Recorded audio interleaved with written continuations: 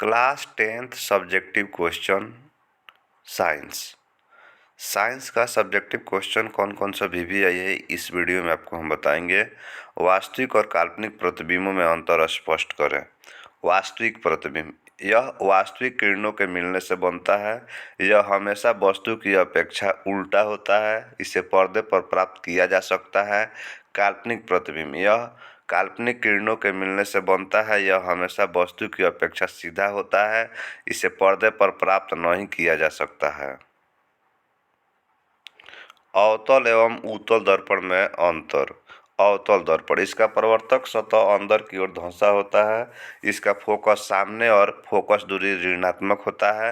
यह वस्तु का वास्तविक और काल्पनिक दोनों प्रकार का प्रतिबिंब बनाता है। उत्तल दर्पण, इसका परावर्तक सतह बाहर की ओर उठा रहता है या उभरा रहता है। इसका फोकस पीछे और फोकस दूरी धनात्मक होता है। यह वस्तु का केवल काल्पनिक प्रतिबिंब बनाता है।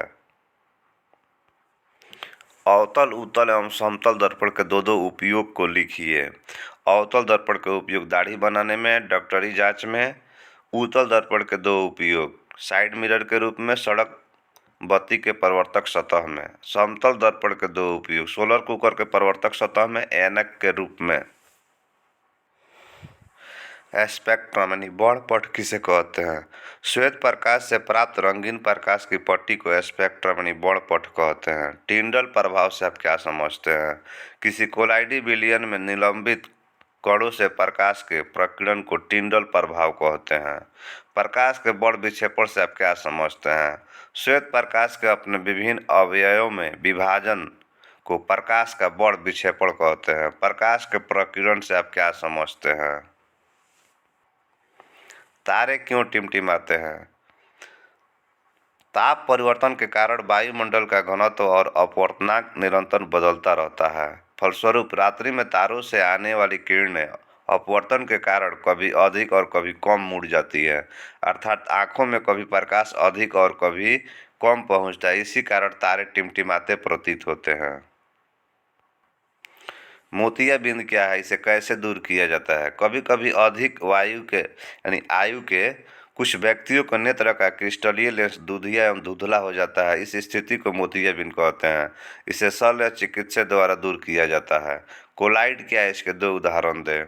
किसी माध्यम में छोटे छोटे कणों के निलंबन को कोलाइड कहते हैं। दूध एवं कुहासा।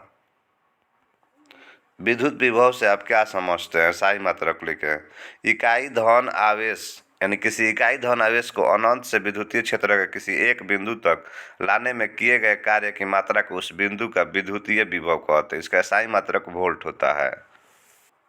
बायोगैस क्या है? पेड़ पौधों और जानवरों से प्राप्त व्यर्थ पदार्थ सूक्ष्म जीवों द्वारा जल की उपस्थिति में सड़कर methane, carbon dioxide, hydrogen sulphide आदि गैसों का उत्सर्जन करते हैं। इस गैसीय मिश्रण को बायोगैस कहते हैं। ओम के नियम को लिखें। यदि किसी चालक से ताप में परिवर्तन न हो तो उसमें प्रवाहित विद्युत धारा उसके सिरों के बीच आरोपित विभवांतर के समानुपाती होती है, यानी कि V = IR। R एक नियतांक है जिसे चालक का प्रतिरोध कहते हैं।